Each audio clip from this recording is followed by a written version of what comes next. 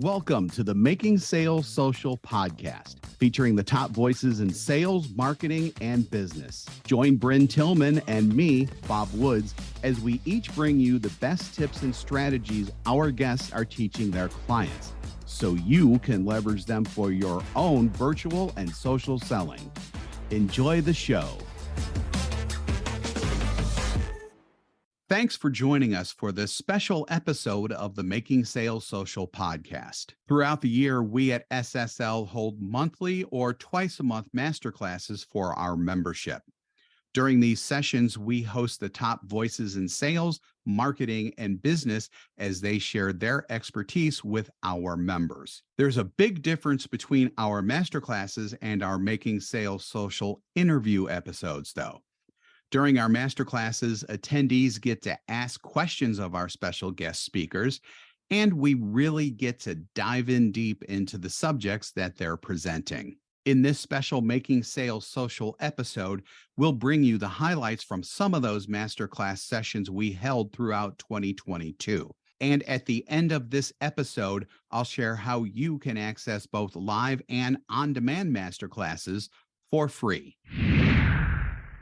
First off today, Liz Hyman of Regarding Sales joined us back in March. Her main subject was on using the funnel to manage your sales work. In this clip, Liz discusses how the sales solutions at many companies are nothing more than a black box, and why a company should turn that thinking around and be fanatical about it instead. So today we're talking about being fanatical about your funnel. So fanatical focus on your funnel. And I'm really serious. I think that just kind of keeping a list or checking your CRM or throwing things in just doesn't work. We really need to be fanatical. And so one more thing about me, my mission is to take the mystery out of sales and to make sales manageable and predictable. And this tool, the funnel, is the number one secret thing to make that happen. For most people and most organizations, sales is a black box.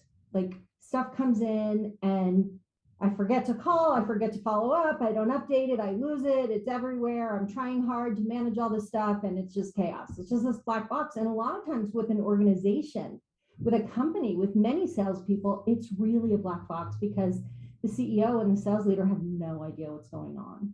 And what I believe is that your funnel should give you visibility into your sales situation. So at any time, I know what's going on. If that's what your funnel is, why do you need to be fanatical about it? Why would I use that crazy word? Why fanatical? Well, if you want to hit your goals, if you want to avoid surprises, if you want to keep your leads moving, and if you want to stay proactive, you must be fanatical about your funnel. You have to focus on the information in it. Keep it updated, look at it, know what's going on, because that gives you the ability to hit your goals, to avoid surprises, to keep things moving, and to stay proactive. So what does this mean, what does it mean to be fanatical? Okay, so here, you're not going to believe I'm going to say this, but I'm actually going to say this. The very first thing you do when you turn on your computer, or if you have it on a piece of paper, that's also fine, before you check your email, as you open up your funnel and you see what's going on, what do I have to do today that's important? What can I absolutely not forget to do in order to close business? Because if we're not closing business, we have no money. And when we have no money, we have all kinds of problems. So even if you're crazy busy delivering work, you still have to make sure you keep the funnel process, the sales process going. Being fanatical means every time you have a conversation, that funnel or CRM gets updated with the notes or the email that got sent or what your next actions are. You put information in that helps you. If you had a conversation, you put that information in there. So I've had people literally say to me when I send them an email and I say, last time we talked, this was going on. Did you get that resolved? How's that going? And it may not even be related to what I'm trying to sell them. It may be, kind of related. And they'll say to me, you must have one heck of a CRM if you can remember what we talked about last time. And you know what? I do. I have one heck of a CRM that tells me exactly what our last conversation was. Every time I have a meeting, I take notes and those notes go in the CRM, whether I cut and paste them in or whether I type them into the CRM.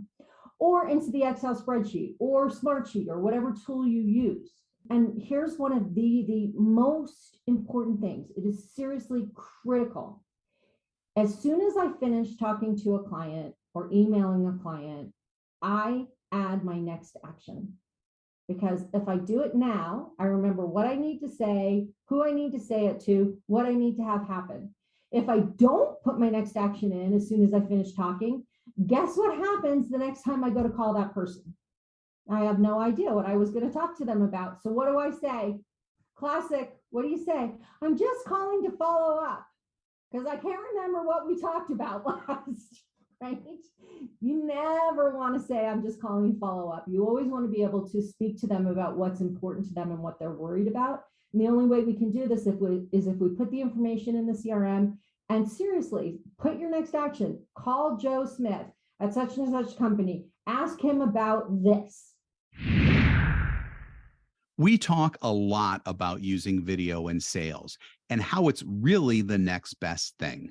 In September, the team from Dub, the video sales system, joined us to discuss the many different aspects of using video for sales. First up, Ruben Dua from Dub talked about the lack of trust in the sales process and how using video can help salespeople to make a true, trustworthy connection with prospects and clients alike. There was a paradox that I realized, which is that people in sales, a lot of the times, are not necessarily trusted. They're not necessarily welcomed. They're not necessarily embraced. In fact, a lot of the times, there's a wall, there's a barrier, there's a hand that's blocked right into their face. Talk to the hand, not to the face, you know? And the reason why this exists is because of trust. It exists because of that stranger danger issue. It exists because maybe people have been burned in the past. Maybe people have been manipulated, taken advantage. And it's not just by salespeople, it could be anyone, right? And I think that, you know, as a sales professional, as a sales leader, which I think we all are, you know, this is one of those paradoxes that we really have to be cognizant about and figure out ways to overcome, frankly. And it's not an easy thing to do, right? And where I've sort of landed with this is that if we do not adopt this idea of making a human connection, really being empathetic, understanding the person's needs, understanding their hopes, their fears, you know, figuring out ways that we can sort of adhere to their energy. If we cannot accomplish those things, we're going to have a really hard time. If we can accomplish those things, I think we're going to do really, really well in sales, right? And I think that video is one of the most powerful ways to accomplish this. To really do video, though, a lot of salespeople have to address their fear of getting in front of the camera and sending video messages. Dub's Rob Botts had some ideas behind that and what the benefits are from using video in sales. The big thing that happens a lot of the times is, oh my God, I've got to record something. Oh, what am I going to do? What am I wearing? How's my lighting? How's everything? So many thoughts go through your head if you're being too critical of yourself when you're getting ready to have this moment on video. And the thing that you've got to remember in sales is, you know, when you're feeling afraid like this, it usually comes from a couple of reasons. One could be self-esteem, right? You know, you have something maybe you've heard over the years about yourself, and it just sticks with you. And it sticks with you. And it's the first thing you think of when you see yourself on video. And that's, you got to change that. And there's ways to do that. What to say, right? What do I say? Oh man, I'm on camera. I'm on now. What am I going to say? And that's a big fear with people, because am I going to present my message well? I'm not a writer. How do I know what to say? So that's a big one. And the last one is shyness. Putting yourself out there. It's not the easiest thing to do in the world, where you're like, oh, wow, I want to let people see me. Oh, that's a little scary. So there's that shyness there. That could be, even with an extrovert, there's a level of shyness sometimes that comes in, even though it doesn't come right through the top. So those are like the top three things when you think about being afraid to be on video.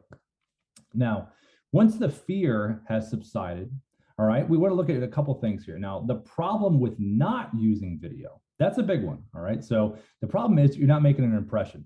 Like you see the little fella down there at the bottom with the bag over the head. Well, that's pretty much what it's like. It's like, whoa, am I making any connection at all right now? No, not at all. Nothing, zero. So there's no impression made. And that's one of the biggest things you want to do in sales, is make an impression, because it doesn't go further if you don't do that. There's no trust. A lot of the times, if you're not on video, and you're almost hiding behind the text letters of what you're sending. There's no personality in that. There's no connection with that at all. So that immediately tamps down the trust factor, which you cannot do when you're trying to make an impression in sales. And the last part, which is big in sales, we're all about, listen, we love people, we love humans, we love connecting, but we've got to convert. That's a big part of the reality of sales. So it's a very careful dance, and video does a great job of addressing these issues. But if you're not going to use video, no impression, no trust, no conversion. That's just the reality of it. Now, as far as the benefits of using video, all right, here we go. This is my favorite. All right, the benefits. All right, so now we know that stuff. Let's talk about what's awesome, okay? First of all, it's personal. When I'm talking to you right now, you don't get much more personal than this. You get to hear my cadence, how I'm speaking, my mood. You can see me. It's just so much more of an effect on someone when you're making that connection with video. Impactful. I mean, having an impact is one of the most important things you can do in sales, because if you don't have an impact, you're immediately forgettable and it's on to the next. The other thing about video too, it's very efficient. You could spend all day trying to craft the most perfect email you're going to send and no one even reads it. With video, you're able to speak right from the heart, stick to your point, and some of the features and technology we have at Dub help you do that as well. But those are the main benefits of video. Next is Stephen Farber of Take Flight Learning. Back in November, Stephen discussed selling like a chameleon and how salespeople can adjust their communications to fit the different types of behavior styles that they face when selling their products or services. I will say that initially, at first regard, this kind of seems, at least to me, because of my personality style, seems a little like, are we trying to be sneaky? Are we trying to be somebody we're not? And that is the last thing that chameleon selling is. When we want to sell like a chameleon, and let me just kind of start over here. This is what a chameleon seller is not. We are not being fake, not the goal of chameleon selling. Chameleon selling is not being deceitful. It is not being a tricksy hobbit, okay, for my LOTR fans. And the last thing it is being misleading or dishonest. Let me tell you what chameleon sellers are. This is what we exude when we pick up the qualities of a chameleon seller.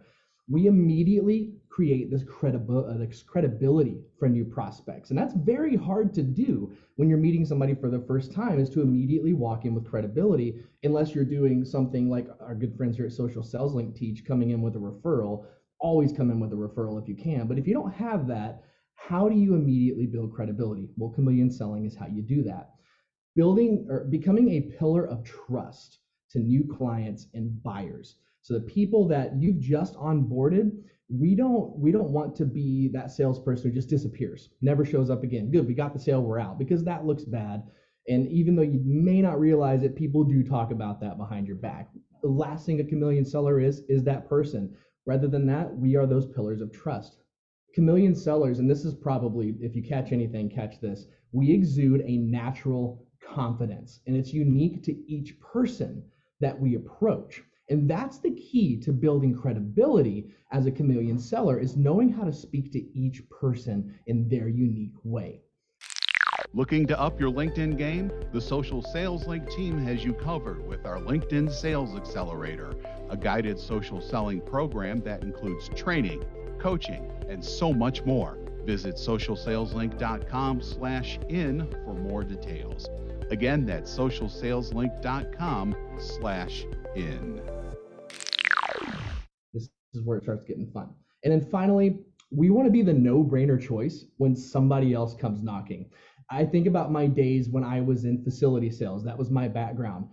Competition was horrifying for me. I would do all this work just to get something, and then all of a sudden, somebody came in and it's like, hey, you got a call. Hey, yeah, I know we just signed this 60-month contract. We're going to go ahead and cancel that. We're within that 90-day cancellation window, right? It's a terrible call to get, no matter who you are. And being a chameleon seller prevents that from happening, because you're not just seen as the sales guy or the sales girl or what have you. You're seen as the person that they trust, even a friend. How do you identify the behavioral style when you first meet a stakeholder, when you meet a decision maker? You may not even know if this person is involved in the process. You just happen to get this meeting. However it happened, what we want to do is we want to look at a couple of things. The ones that I picked are tone, their handshake, if you're able to shake their hand. I know a lot of us are still virtual. What this specific style bonds with, and what you're going to lose them with. So let's start with eagles.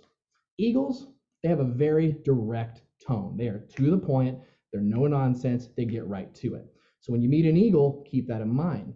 Their handshake is going to be very strong, and I just put that up there a little too early, but you bond with an eagle by exuding confidence yourself, because eagles naturally exude confidence. They know they're right. They know they got it. When we talk about goals, that is like their thing. It's not, yeah, sure, big risks and things like that for an eagle, it is worth it.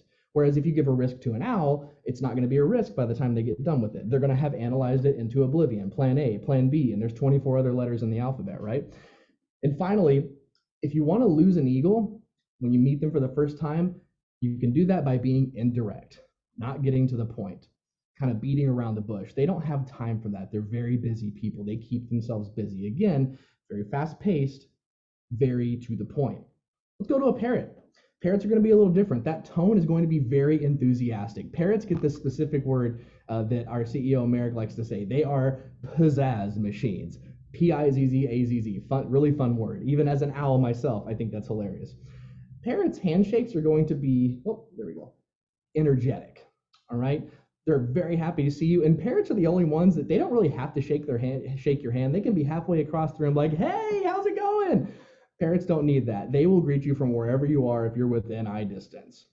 Bonding with parrots is a little different than an eagle. An eagle, you get right to the point. A parrot, they are actually very open to sharing stories and experience. We've all heard that old sales phrase, features tell, stories sell. With a parrot, 100% true. If you can somehow bring up a story that bridges an experience to the one that you're trying to paint for them, they will love you for it, and they will champion you. And one thing I didn't have time to put in here is parrots are your buy-in masters. So if you're trying to champion someone in an organization, the average for decision makers is 6.5, which I was recently told by Jeb Blunt is a really stupid statistic. But for the most part, you have a lot of people that are making decisions in an organization. If you can find a parrot and identify a parrot and champion them, they're the ones who are going to get the buy-in from everybody else a lot easier than you would anyone else. They're the inspirational birds. And finally, if you want to lose a parrot, just be negative. Talk smack about the competition, which is super easy to do, by the way. Even if they're doing a terrible job, bringing negativity into the parrot meeting is not going to be a good thing. It's not going to go well for you. Now, talking about a dove, we're going to kind of come back to this reserved pace. The tone of a dove is going to be soft.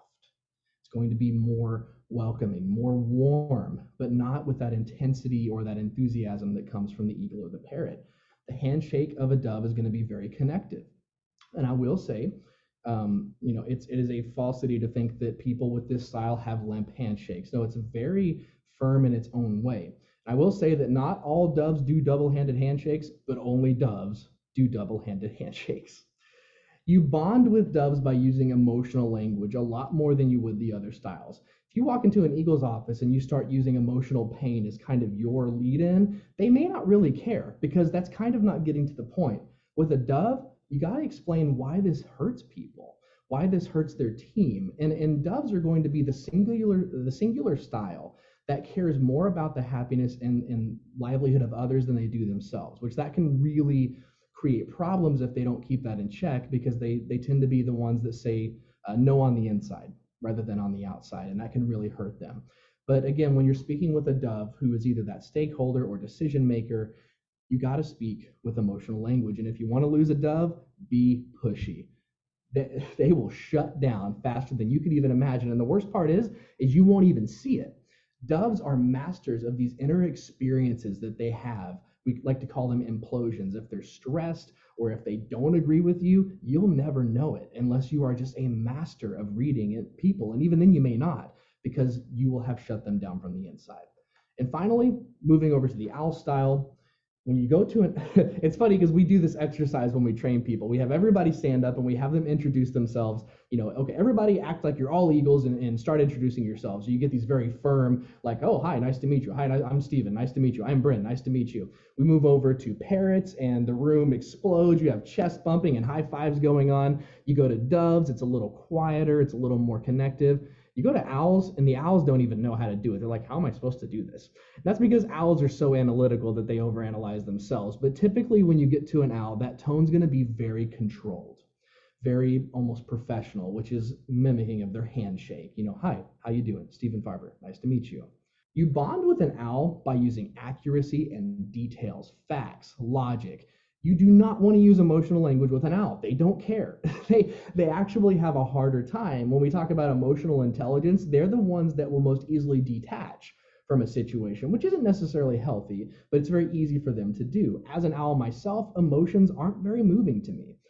I do better at understanding those, but you can't expect someone you've just met to care about why this might be a morale booster or why this will really raise cultural opinion. The owl wants to know, a lot like the eagle, what's the bottom line process, but they want to know what efficiency is going to drive it. What's the return on investment? Can you show me? Can you walk me step by step through how this is going to work? You have to take your time with that. And finally, everyone here has probably guessed it. When it comes to an owl, how do you lose them? You have to be vague. Don't get to the point. Be indirect. Don't share details. And again, you won't know. Just like with a dove, an owl probably won't show that they don't care. It's all very, very internalized. Becoming a success in business today isn't simply about being great at what you do. It's about rethinking a whole new way of doing business. Business leaders can't be successful without a shift in thinking. In October, noted author, podcaster, and speaker Jane Warrilow detailed our future in the landscape of business and how things are already looking quite a bit different. Our future will be shaped and defined by our clients. They are the ones in control now. Our industry, whatever industry you're in, your profession will be shaped by what it is your customers and your clients want from you. So I see this like this metaphor. If your business were a car, it's racing off down the track at 100 miles an hour, and you're not even at the wheel. Your clients are. So what does this mean? Well, it means that there's no doubt there's going to be winners and losers as a consequence of these changes. We're already seeing a polarization in the marketplace. So if clients are awakening our economy, we must respond, or we're going to fail to align our products and services with what is being demanded by them. The market is polarizing with commoditized offers, which is those competing on price, kind of racing to the bottom, and alternatively those with a better quality of product or service. They're the ones that are being able to charge more and position themselves at the top of the market, where demand is still growing in many industries. It's those in the middle who are struggling, because the middle of any market is always the most challenging place to be. So consumers today, they're expecting business leaders to have a deeper sense of awareness, to be embodied leaders, have some kind of conscious presence, right? Create purpose-driven value and facilitate real and meaningful transformation with their business, meaning a systemic perspective and social impact. They want to vote with their hard-earned dollars for business that doesn't just say their message, right? So it's not enough to just have a purpose and talk about it in your marketing. You have to live it, right? In everything that you do. Now, our clients also have this expectation for immediacy and instant gratification, short-term wins. So if clients have a problem, they want to find an immediate solution. And all it takes these days is a few taps on a keyboard to find any information that you need. So, but this creates an opportunity for us to narrow our focus and get more targeted about the work that we do, to make it as easy as possible for potential clients to see us or our program or our product as a solution to their problem, because that's really where the positioning mechanism is working best right now. So gone are the days when you could relate to your professional role as merely a career choice. Today, it needs to be aligned with your why, your purpose, your calling, and what this business is all about for you. Some would say your spiritual path, your deeper purpose. And this doesn't matter if you are a coach selling a service or a manufacturer selling a widget. This is mission critical because in this new world, our awakening customers are demanding something that, might feel very weird. It might feel very radical, but in truth, it's actually core for every one of us, because they're asking us to bring the humanity back into business, because we all know we've lost it somewhere along the way. Our clients want transparency and deeper meaning. They want to know why you do what you do. What lies kind of beneath the transactions for you? What's it all about? What's your work in service of? They're interested in a deeper narrative from your purpose and your soul's calling, maybe, if that's the way you interpret it, to a deeper purpose embodied in your life, not just your business. They want your business to also be a force for good in the world. In short, they're asking business to awaken too. They're asking you and your business to have a soul.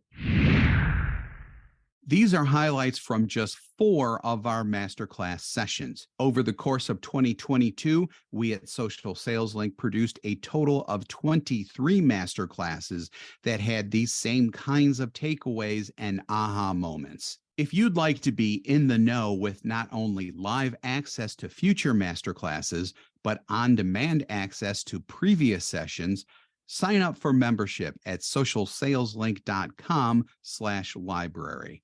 That address again is socialsaleslink.com/library. And remember, this is absolutely free. Here's hoping your 2022 was a success for you and that 2023 either meets or exceeds your expectations. I'm Bob Woods from Social Sales Link, and when you're out and about, make sure that you're making your sales social. Don't miss an episode. Visit socialsaleslink.com/podcast. Leave a review down below. Tell us what you think, what you learned, and what you want to hear from us next. Register for free resources at linkedinlibrary.com. You can also listen to us on Apple Podcasts, Spotify, Stitcher, and Google Play. Visit our website, socialsaleslink.com, for more information.